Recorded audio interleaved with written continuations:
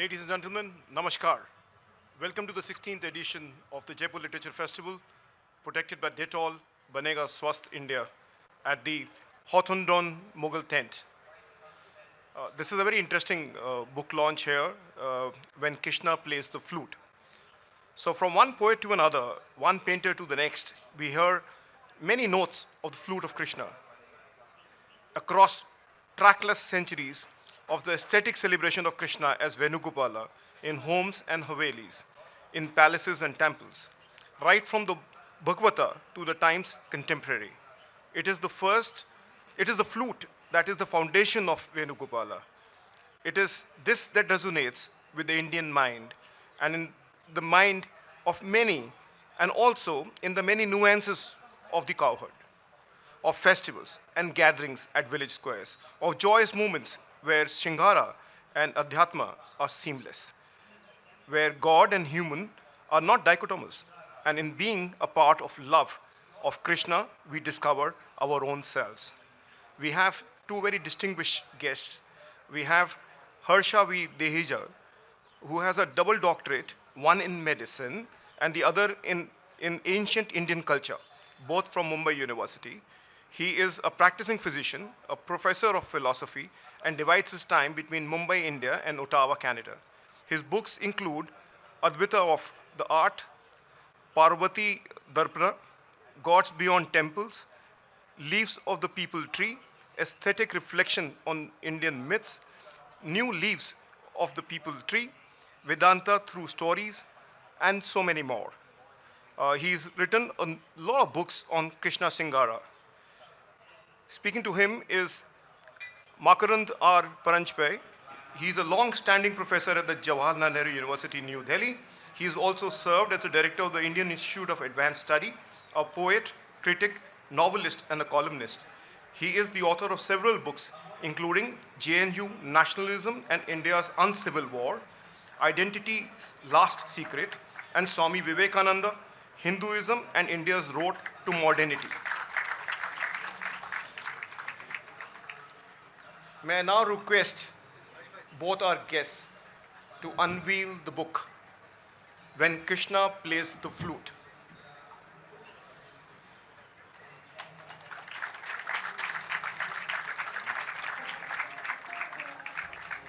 Can we have the slideshow, please?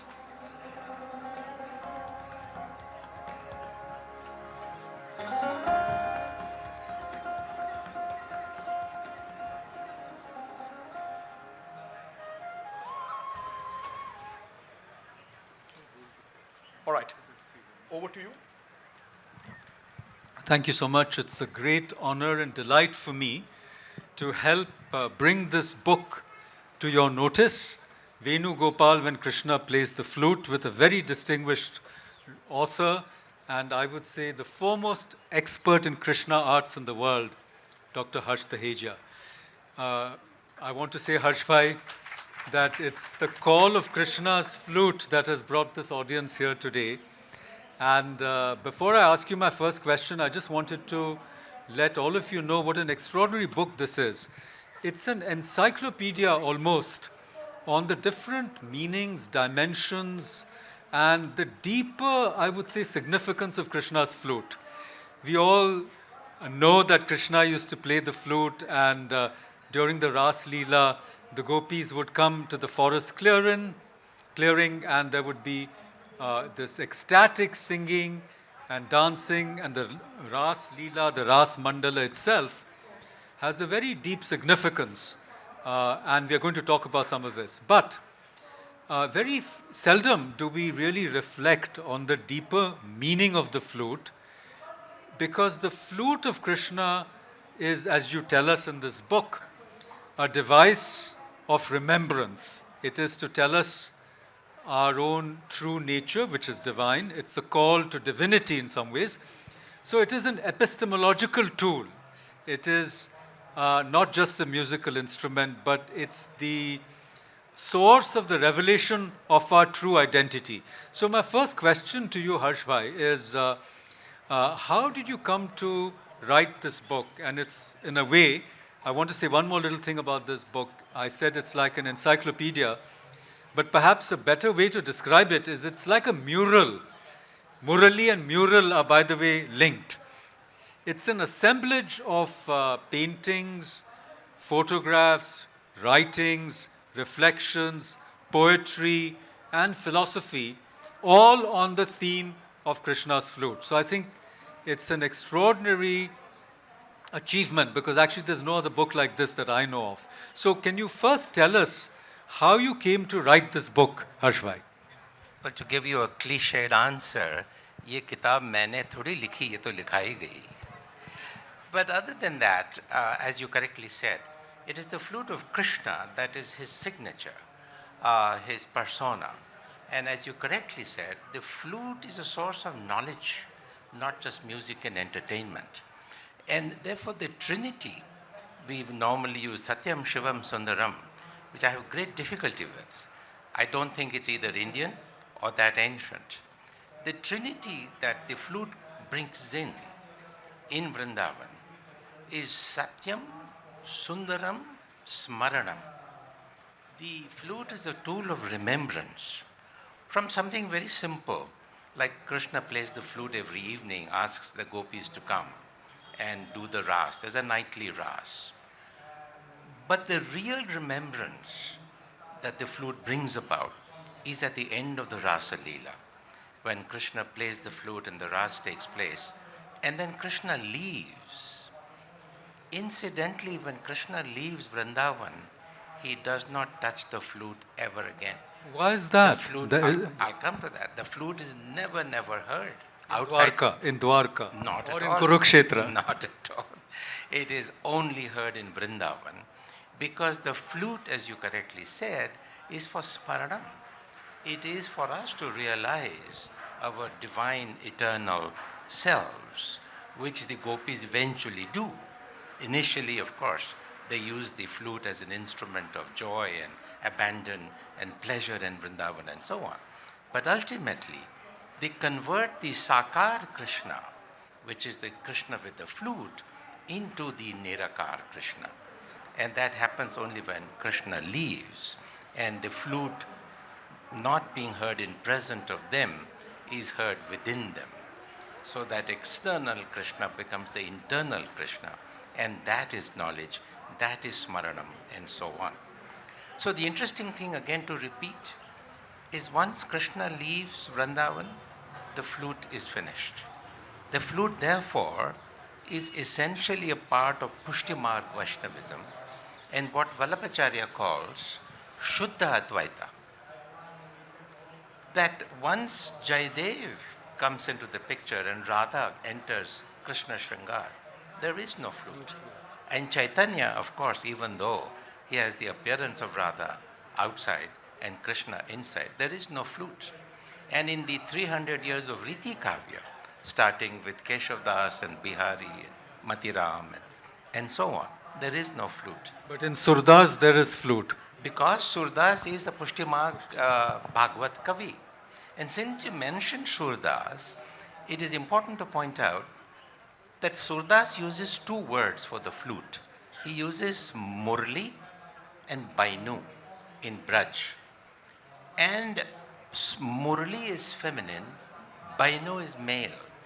And therefore Surdas makes this point quite prominently, that the flute is both masculine and feminine at the same time, which raises and points to the fact that Krishna exhibits what I call gender fluidity very easily in many, many different ways. And many images of Krishna, let's take the image of Srinathji at Nathadwara, shows feminine and masculine aspects of Krishna. Look at the braid of Krishna right up to the knee. That's the feminine aspect of Krishna, and so on. And therefore, gender fluidity is shown by the flute, and it points to the gender fluidity of Krishna. And not only that, if I might then extend it, the androgyny of the divine, as the Indians conceived it. The androgyny of our own Atman, that in Shuddha Advaita, as opposed to Advaita Vedanta or Vishishta Advaita, where the Atman either is totally empty in Shankara or in Vishishta Advaita, the Atman is entirely divine. In the case of Shuddha Advaita, of Krishna and Vallabhacharya, the Atma is androgyne. But isn't it true that I remember the story of Mirabai going to Vrindavan, and then I think the guru doesn't want to see her because she's a woman. And she said, I thought in Vrindavan all of us were women because only Krishna was male. No, there are many stories. But in Shuddha Advaita, only Krishna is the only male, isn't it? Absolutely. All of us are gopis.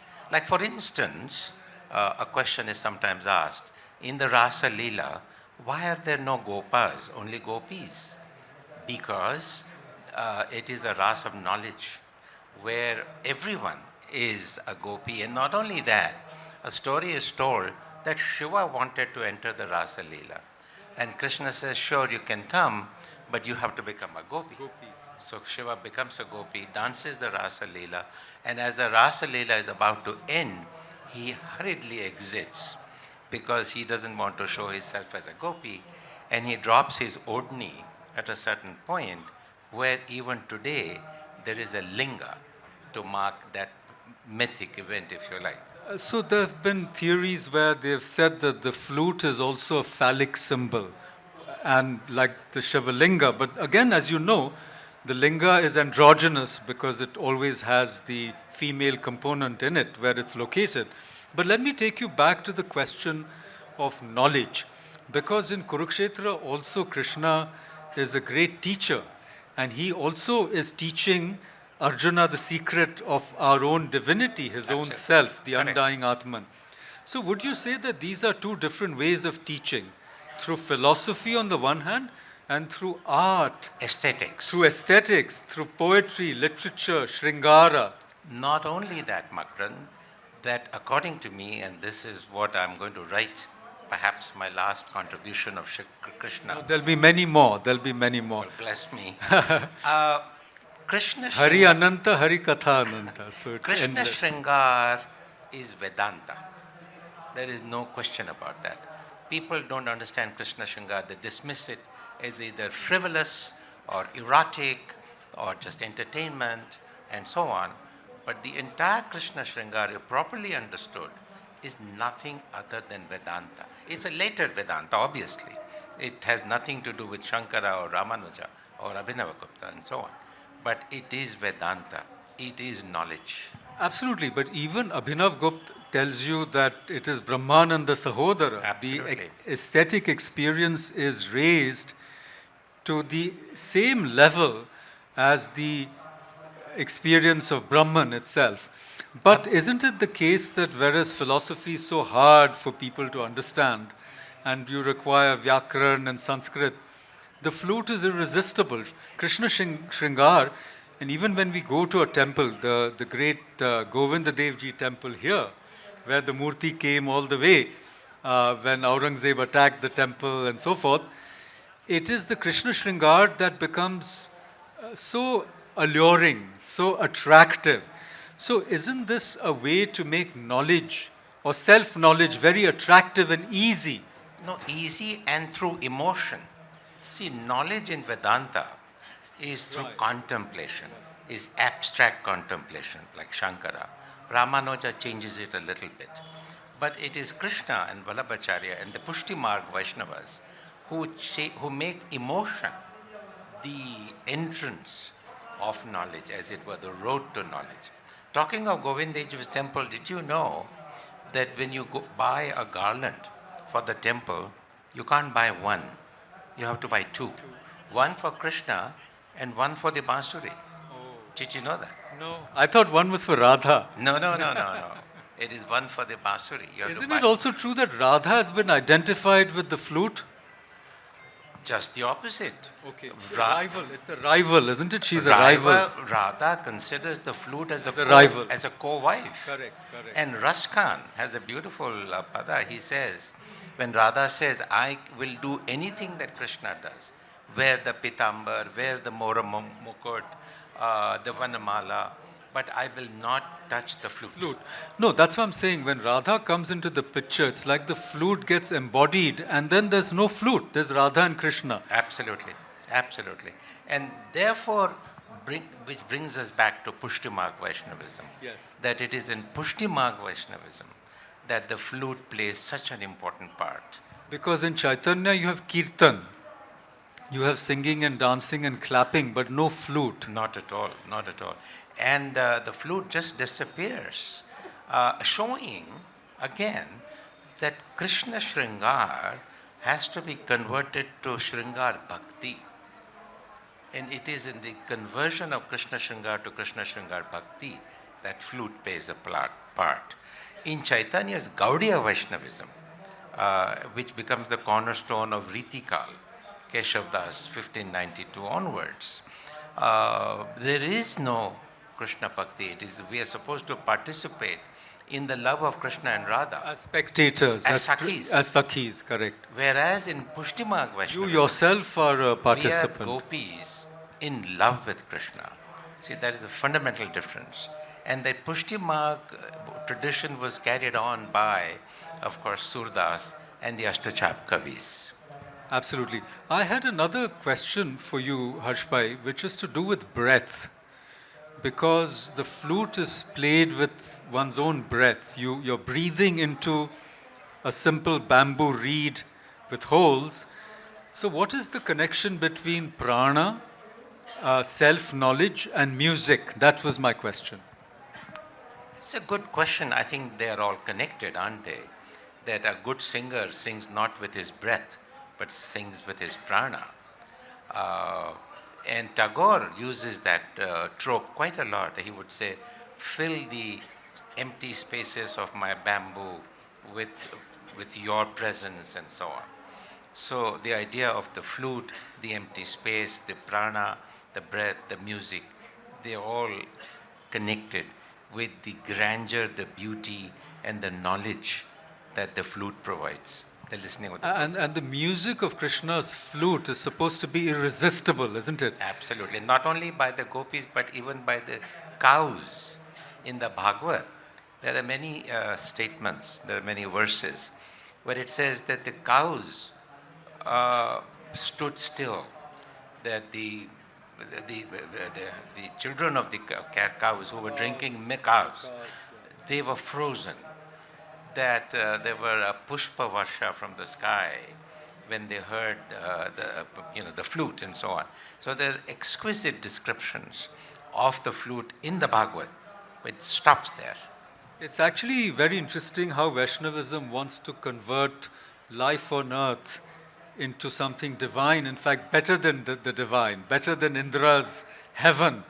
And in a way, that's what, in a completely different context, Sri Aurobindo wanted to do by bringing divine life onto the earth rather than exiting from earth and going off into some kind of moksha or kaivalya, right? We have about 10 minutes left. I'd like to take some questions if you have any questions relating to not just Krishna's flute, but actually any aspect of what we may call Krishna Shringara or the aesthetics of Krishna worship and Krishna devotion. I just need to say one little thing. Please, please. That when you go from art history to aesthetics, you are opening your third eye, as I call it. If you see Krishna Shringara only with your two eyes, you're going to be restricted to a very superficial, historical engagement with Krishna Shringara. I think you already hinted at it by saying that when you hear the flute, both time and space, as it were, Absolutely. are frozen, and you Correct. are momentarily transported No question about to it. another dimension of reality. Absolutely right. From one reality to another, not from mithya to reality, a la Shankara. You go from one reality to another reality. And somehow when you return to this world, it seems not so terrible because it has been elevated by that rasa. And the smarana. And the smarana, yeah. Now the And- smarana I find also very important because all traditions, all religious traditions have that idea. Like you say, simran among the Sikhs or zikr in the Islamic traditions, it is the remembrance. And in in Trika philosophy, it's pratyabhigya, which is Absolutely. remembering who you really are. The And- forgetting and remembering, as it And were. that remembrance causes Vedana because you are back in this real world, having experienced your true self, and you are coming out of it, and you cry. And that is why sometimes when we hear music, we begin to cry. When you read something very beautiful, you begin to cry. When you see something very beautiful, you have tears in your eyes. You see, it is that remembrance and coming out of it that causes that Vedana. Any questions? Yes, go ahead.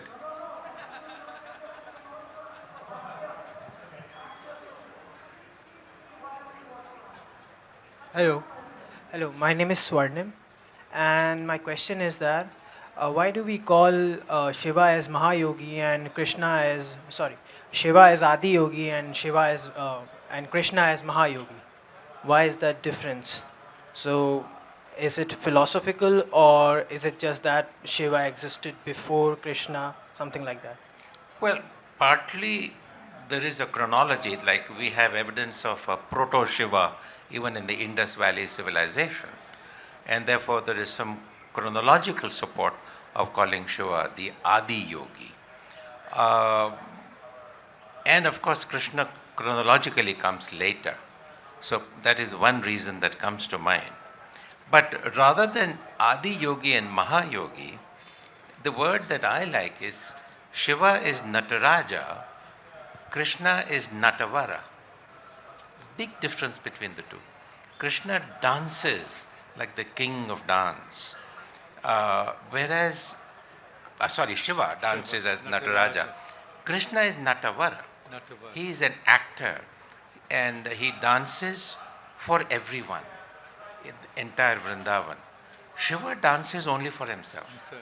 And perhaps if Parvati is looking on.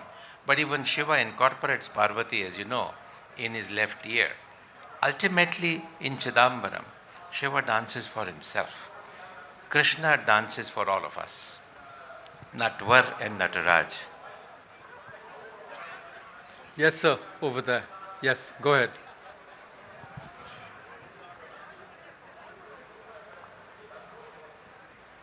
Sir, Kali dances on the chest of Shiva. I'm sorry. Sir, Kali dances on the chest of Shiva, sir, in Indian mythology. Kali, yes. She dances on the chest of Shiva, sir. Yes. You were saying that Shiva dances only for himself and Krishna dances for the world. Yes. But Kali dances on the chest of Shiva, and Kali is supposed to be the creator, the preserver, and the destroyer of the universe according to some traditions. No, but there Kali is dancing, isn't it? Shiva is prostrate and upside down with his face on the floor. Kali is the other half of Shiva, sir. She is part of Ardhanari Ishwar. She is the better half of Shiva. Yes, yes. Thank you so much. Thank you. Any other questions? Yes, sir. Go ahead. That lady there first, at the back.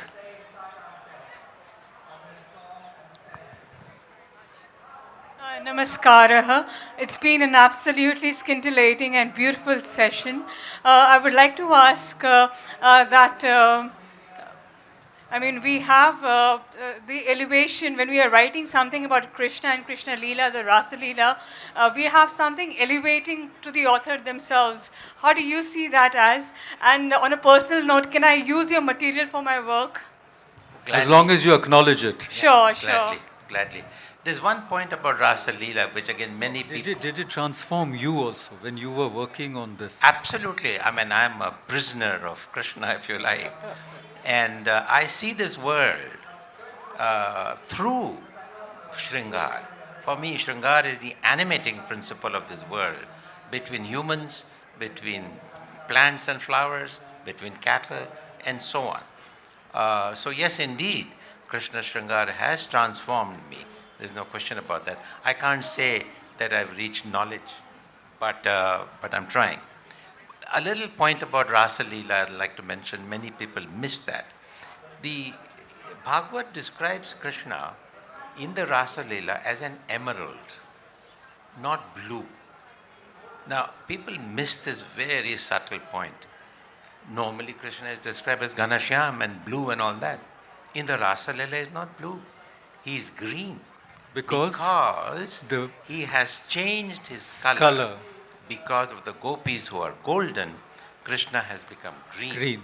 And It's in therefore, Bihari's couplet also. much later. Much later. The Bhagavad is 9th century. 1,000 years later, Bihari uses that color chemistry in his very famous pada, where he asks Krishna, change your color just as you change your color for Radha and so on. Okay, last question. That gentleman, we are running out of time and there's another session I have to go to. Hello. Sir, my two questions there. Just tell me ki when Krishna left Mathura for Dwarka, after that any time Krishna has met Radha? First. You see, traditionally, no. In the Bhagavad and all the literature that has come out of it, no. But then there are many variations of the Bhagavad and many variations of the story. Where they say Krishna returns to Vrindavan and sees the gopis and so on. But as far as the Bhagavad is concerned, and I take my stand on the Bhagavad and Bhagavad alone, Krishna does not return. Krishna does not meet the gopis, but as you know, he sends Uddhava as an emissary. And that whole Uddhava episode is a very, very interesting episode of the Bhagavad itself. He sends Uddhava as it were to teach the gopis. He returns being taught by the gopis. And Krishna does that purposely. Sir, second question is very I important. think we are out of time. Sir, I'm please, so please, sorry. please. Sir. Maybe we can discuss it So afterwards. sorry. So sorry, we are out of time. I'll just say a couple of words to conclude this session. Thank you, first of all, Harsh Bhai. And we hope that there'll be many other books of Krishna Shringara. But I'm reminded of our many conversations of what happens after the Ras Leela ends. Krishna departs and the gopis never see him again. And as you mentioned, Uddhava comes.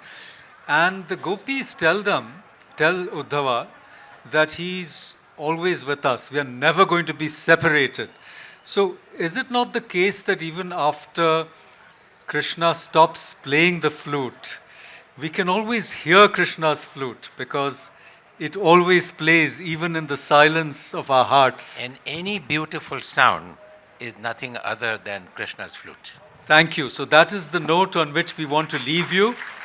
Any beautiful sound which reminds you of who you really are is only the sound of Krishna's flute. Thank you very much. Thank you. Wow, thank you so much, Harsh Ji, and thank you so much, Mr. Paranjape, for this wonderful session.